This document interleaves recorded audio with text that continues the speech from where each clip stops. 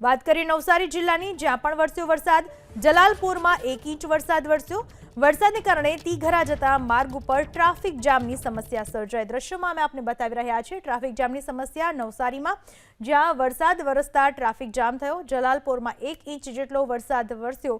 તીઘરા જવાનો આ માર્ગ છે જ્યાં ટ્રાફિક જામ સર્જાયો છે।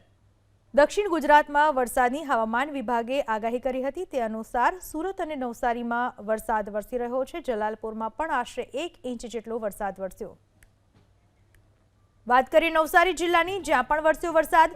જલાલપુરમાં 1 ઇંચ વરસાદ વરસ્યો। વરસાદને કારણે તીઘરા જતા માર્ગ ઉપર ટ્રાફિક જામની સમસ્યા સર્જાઈ। દ્રશ્યોમાં અમે આપને બતાવી રહ્યા છીએ ટ્રાફિક જામની સમસ્યા નવસારીમાં, જ્યાં વરસાદ વરસતા ટ્રાફિક જામ થયો। જલાલપુરમાં 1 ઇંચ જેટલો વરસાદ વરસ્યો। તીઘરા જવાનો આ માર્ગ છે જ્યાં ટ્રાફિક જામ સર્જાયો છે।